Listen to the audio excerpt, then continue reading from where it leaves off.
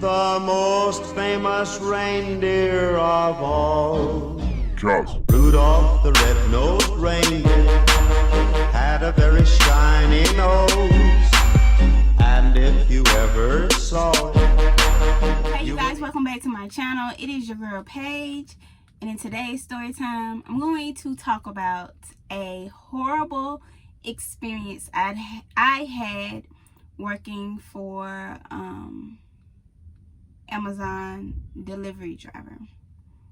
Now, this has nothing really to do with Amazon, more so the company I worked for. If you guys don't know, an Amazon delivery driver doesn't work directly with Amazon. We work for a third-party company. Sometimes people get out here and think they want to own a business, and they go buy a whole bunch of Amazon trucks from Amazon and try to run that business. And sometimes it works, sometimes it doesn't. But these are just regular folks decided to open a business in their basement and keep it pushing. So when I started working for Amazon, I was like really happy. I was like, oh my gosh, I'm a delivery driver and I'm driving a Sprinter van. And I was just really happy, and I was working. This was like right after C-19 had calmed down a little bit and everybody was trying to go back to work and stuff.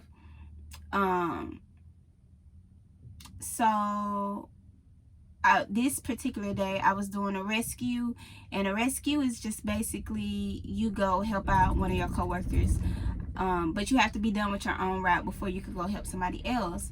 And so with me being brand new, I was working really hard, working really fast, which came back and bit me in the butt.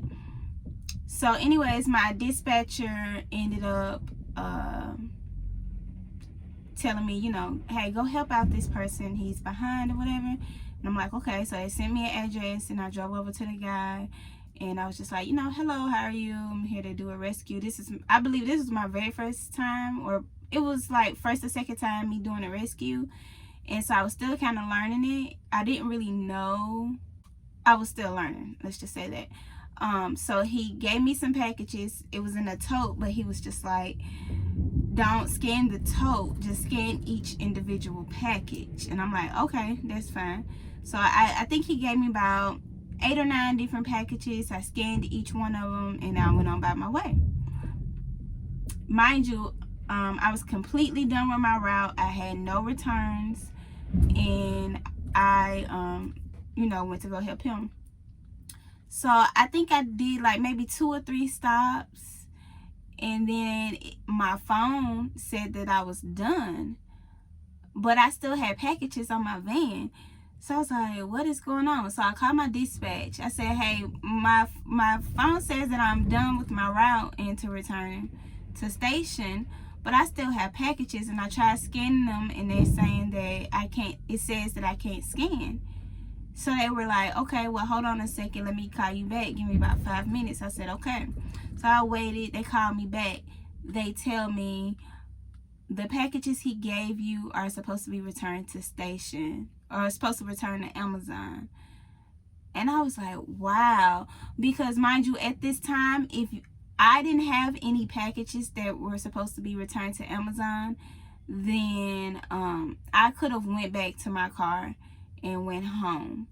But with me going to help him, that added on at least 2 extra hours, because I had to drive to him, get the packages, deliver those packages, and then drive back to my car.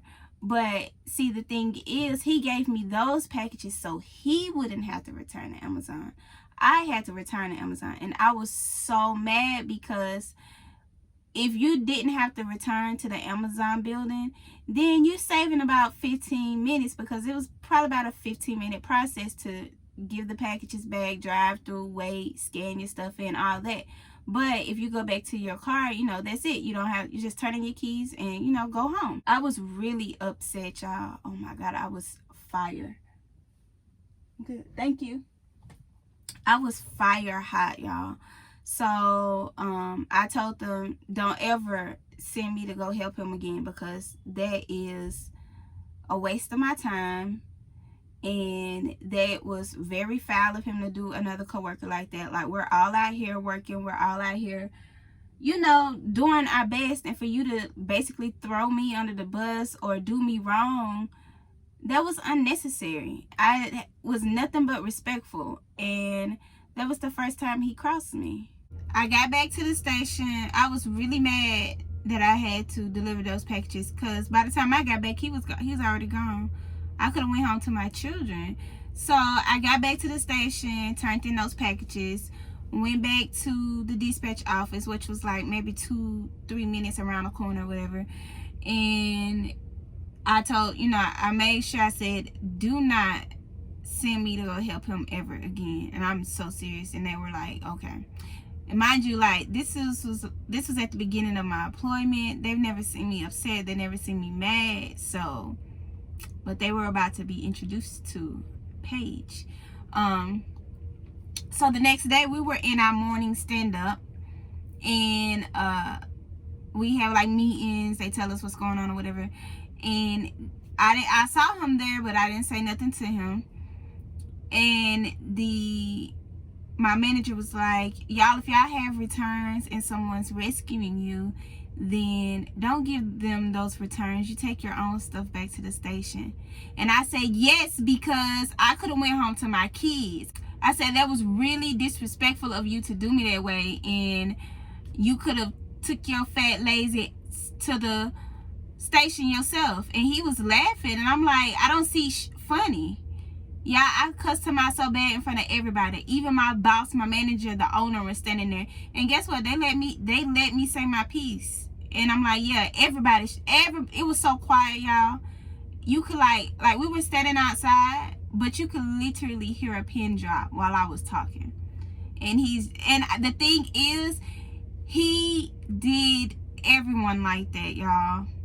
But no one ever confronted him. I don't know if they were probably scared of him.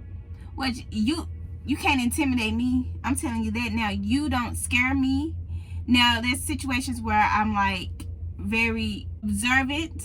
I'm very observant, but you cannot intimidate me with your demeanor. Like, that's no. Because when people act like that, it's like they feel like they rule the world, and you can't treat people like that. You know what I'm saying? Like, at the end of the day, I start my relationships with everyone off of respect. Now, once you get disrespectful towards me, I get super disrespectful. But we're going to start this conversation. We're going to start this co-worker relationship or whatever off of respect. So anyways, he was laughing. He thought it was funny. And I said my piece, and I kept it moving.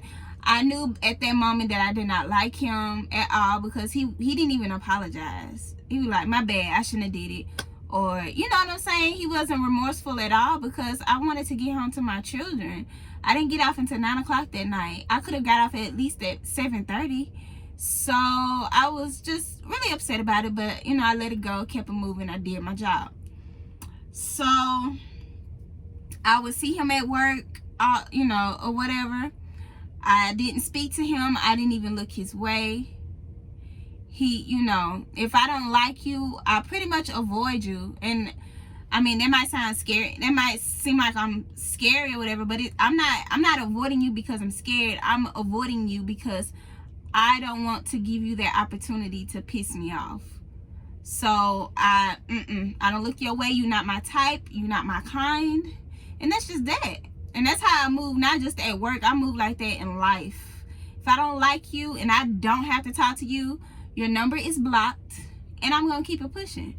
So probably a good 6-7 months on down the line, by this time I was driving a step van. So one of me and my coworkers, we did our morning meeting, and we all got our keys and stuff, and everybody, once we're done with our meeting, everybody just basically spreads out, starts going to their vans. I mean, it was a big parking lot, so, you know, people going this way, people going this way, people going this way, depending on where our vans are located at. So me and my coworker, we were walking to our vans, having, you know, just a quick small chat. Hey, how you doing? How the kids? How, you know, how's your spouse? Or how's life? You know, what you doing this weekend? That just simple stuff. And mind you, like, the meeting was just over 30 seconds ago. And my van is like literally probably a quarter of a mile away. It's not far at all. And I'm like turned this way to my coworker, and we're walking, looking at each other. Next thing I know, I hear a burr, and I'm like, what's going on? And I look over, the same guy is already in his van. He's the first one in his van. He's blowing the horn at us while we're walking. I said, your can wait. You see everybody walking and you want to pull up on us and blow your horn? I said, you sit right there and wait until I finish getting out the way. I'm not finna run because you standing right there. And he was like, what's your problem? What's your problem? I said, you're my problem. Now get out my face. And so he donuts. I don't even know. He donuts in the parking lot and drives over back to the dispatch office where all of our bosses were standing right there. He drives over there. I said, he's about to go tell on me when he started with me first? Are you crazy? I took my stuff and put it inside of my van. I ran over to that dispatch office so quick, y'all. I said, you running over here to tell on me, but make sure you tell the full story. Make sure you tell them how you pulled up to me and start blowing your horn at me first. I said, you sitting there running your mouth thinking ain't nobody gonna say nothing to you. I'm not everybody here. I ain't scared of you. And then he was like, bruh, I got goons for you, bruh. I got goons for you. I said, goons? What you need a goon for me? I said, you need somebody else to beat me up because you don't like what I'm saying? I was like, you got goons for what? Because you don't like me? I said, we're delivery drivers. What do you need a goon for? We're delivering packages. Me and you make the same amount of money. So what are you really mad for? I got goons for you. I got goons for you. I keep one on me. I keep one. Keep what on you? What do you keep on you? I want to know. What do you keep on you? What, you keep a gun on you? What, you gonna shoot me because you blew a horn at me? Now, I know, like, with the world that we're in now, should I have done that? Probably not, but at the same time, you're not gonna punk me. Like, I don't fear anyone that's walking on this earth, y'all. And I know that sounds crazy. I know we all have different morals in life. But you do not scare me, sir. I don't care. You don't intimidate me. That's just that. So they were like, well, calm down. Both of y'all calm down. No, I said, no, he disrespected me first. And I'm just supposed to sit here? Like, that doesn't make any sense. I said, he started with me first. I was literally minding my business. When I heard the horn blow, I thought somebody got hurt. I thought it was something going on over there. I didn't know he was blowing at me. I said, no, y'all need to check him. Y'all need to check him. So my boss was like, everybody get in your vans, whatever. And let me also say, the reason why he was rushing to hurry up or whatever was because he wanted to get in front of the line, because once we get in our Amazon vans, we have to line up on the side of the street. And he wanted to be the first one in line because when we get to the Amazon building, he would be closer to like where the totes are at. That way he don't have to do too much walking.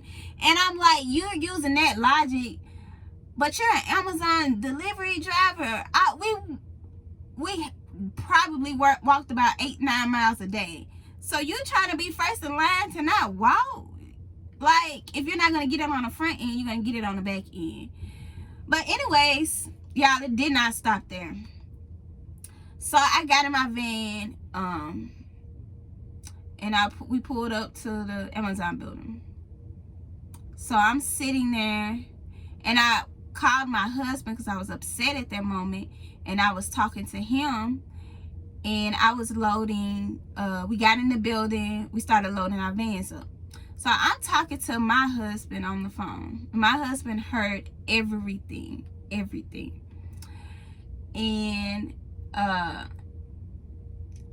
one of my bosses came over to help me load my van up because we were getting ready to try to leave or whatever. And he comes and stands by my van and starts looking at me in my van. I said, "You don't scare me. You don't scare me. You can stand right there how you want to." I said, "Why don't you stand in front of the van so I can run your fat ass over? How about that?" He was like, "I got something for you. I got something for you." I said, "Pull it out. You're doing all of this talking, but you ain't squashed nothing. Quit." And the thing is, I'm not about that street life. I'm not about that, y'all. I'm about me. I'm about defending myself, verbally or physically, whatever you want to do.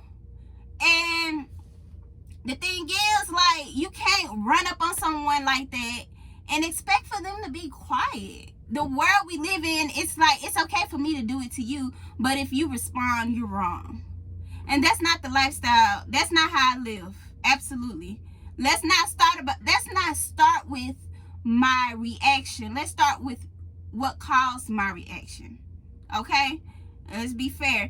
And it sucked because the company, the people that I worked for, regardless if they felt like I was right, he was wrong, he was right, I was wrong, they were not trying to de-escalate the situation at all.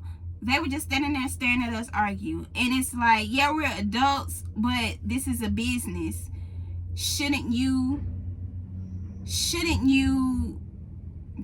remove, like, he came to my van. He was like about 3 vans away from me. There was no need for him to come to my van. And the fact he came to my van and was just staring at me. Like, get out of here. I'm so glad I don't work there no more. That company actually, it's called Cobalt Logistics in Lebanon, Tennessee. They ended up shutting down. Let's see, I left in March and they went out of business in June. And they went out of business because money issues. They were irresponsible in all different type of ways. But yeah, that's the end of that story time, y'all. I was really upset about that, but look at me now. I'm not mad no more. So with that being said, thank you guys for watching me run my mouth all the time. Do not forget to like, comment, and subscribe, and I will see y'all in tomorrow's video. Bye. Any reindeer game.